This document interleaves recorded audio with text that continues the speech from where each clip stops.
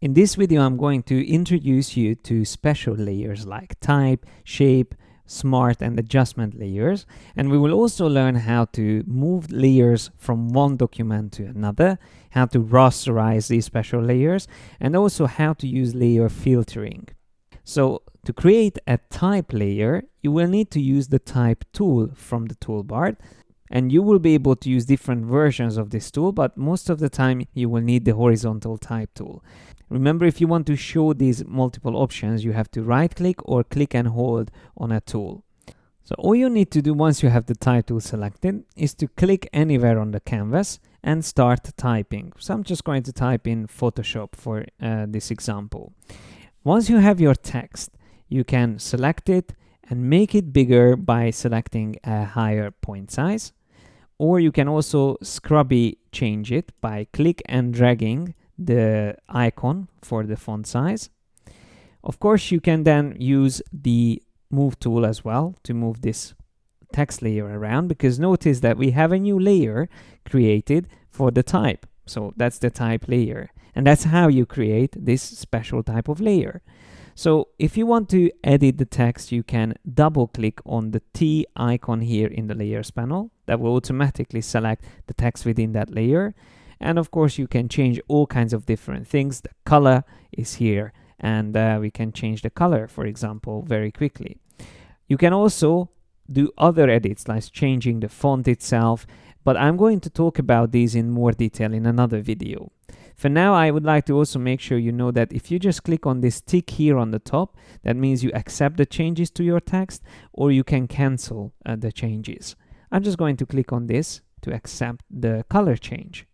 So every time you use the type tool and you click on an empty part of your canvas, it will automatically create a new type layer.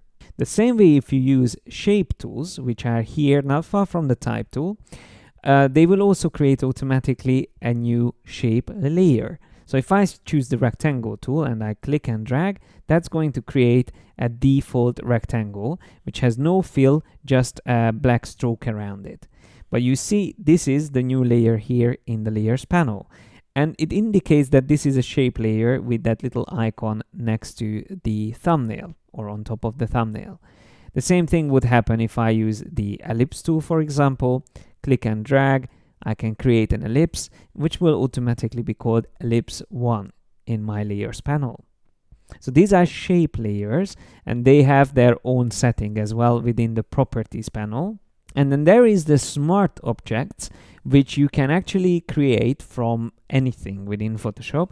But to show you an example, I'm going to place in an image by using File, Place, Embedded, and we will pick one of these images. So let's just place that in. I'm going to click on accept, but before I do that, I want to resize this image quickly. If you want to resize without messing up the proportions of an placed image, you can just click on the chain here on the top, and then you can drag it down using one of the corner points. Don't use the side points because that still will distort the image. Just use the corner points.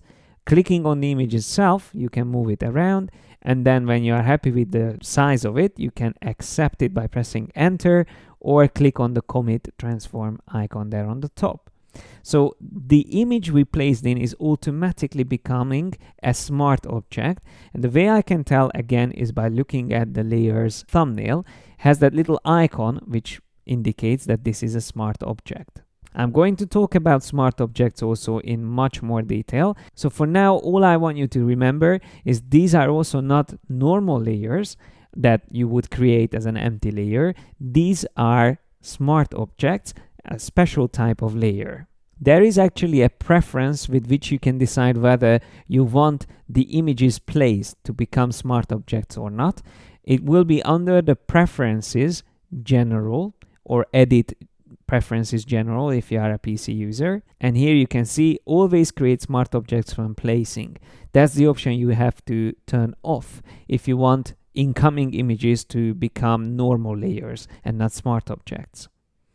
Once again, the advantages of smart objects I'm going to explain in a separate video. So far, it's enough to know where this option is and that smart objects are different to normal layers. So there's one last type of special layer called adjustment layer, which you can create either from this little icon here at the bottom, which will give you a list of all the different type of adjustment layers, or you can go to the window menu, choose adjustments, and that will open up the adjustments panel. Now, just like with any other panels, this can be moved anywhere. Maybe above here, the layers panel is where normally it is. And then you can see icons for all these adjustment layers. And what I would like to use now is the black and white adjustment layer. So once I click on that, that again creates a new layer. And as long as that's on top of all the other layers, everything will be turned black and white.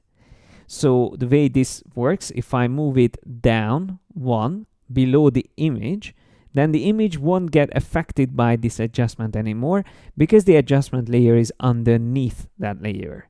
If I move it all the way down, even below the text, then the text again won't get affected because now only the background layer is underneath the black and white adjustment layer. Also notice that whenever you have an adjustment layer selected, the properties panel will show you additional features or options for that current adjustment. Let me select one of my shape layers, in this case the rectangle layer, and from the properties panel I'm going to choose a color for that layer, and then I'm going to select the ellipse layer and also choose a fill color for that other layer, like that. Now the properties panel is available in Photoshop CC, but you won't be able to do this in previous versions. So if you have an older version of Photoshop, you have to double click on the thumbnail of a shape layer and then choose the color there. Once you have a fill color applied, you can also use this way of changing the color here in Photoshop Creative Cloud. So if I pick another color, you see it will update on the shape.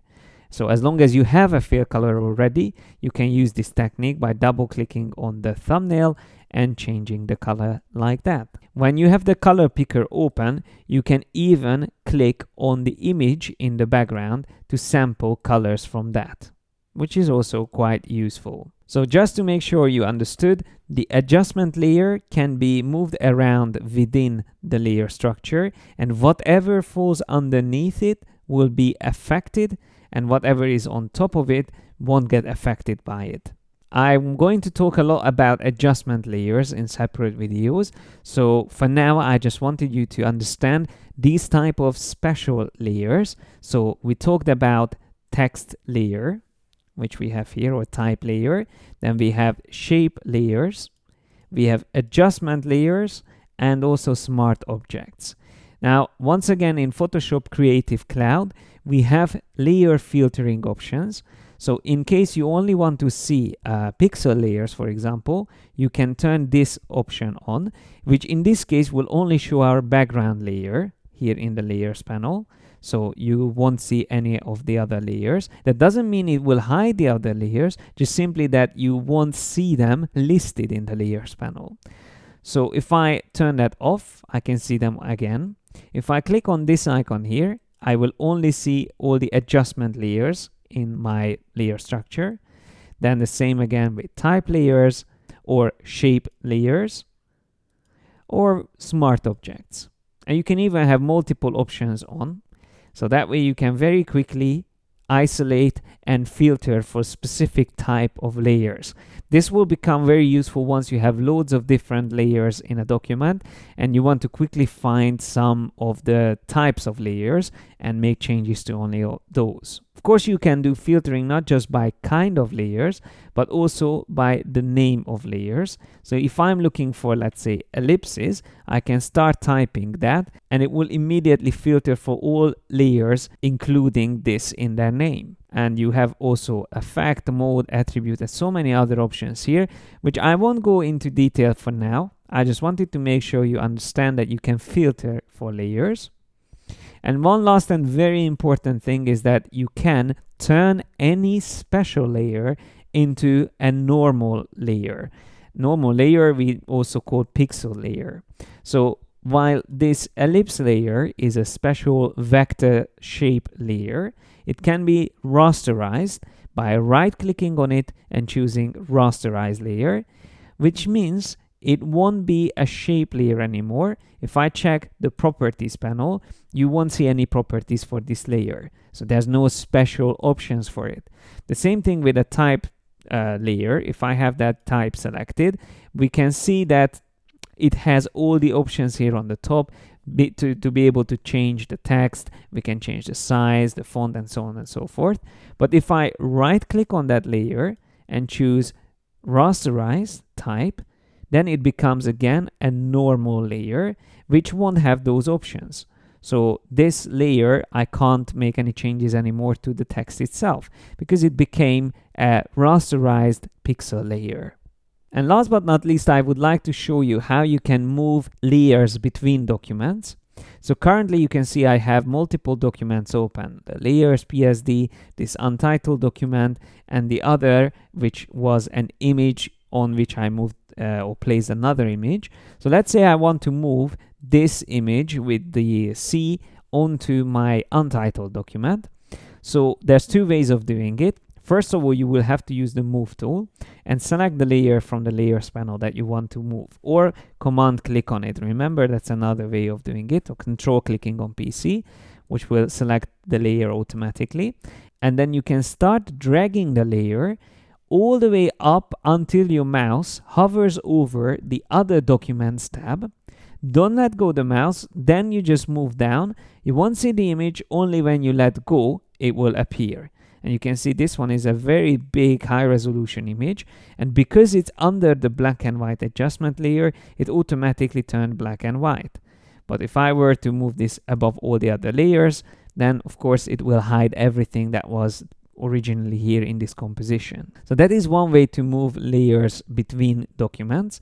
But there's also another way. If you go to the window menu and choose arrange, tile, all vertically or horizontally, you will be able to see all your currently open documents at the same time. That way, if I go into a document and select an image like this one here, I can then drag it over another document to be able to place it in there. I can also drag this now over to this document to be able to place it into that document. And once you are ready moving things around, if you want to concentrate on working on a specific document, you can go to Window, Arrange, and choose Consolidate All to Tabs.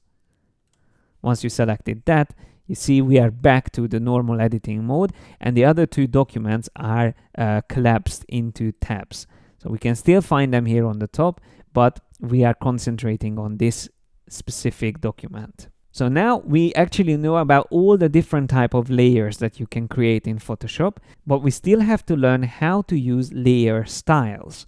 And that's what I'm going to show you in the next video.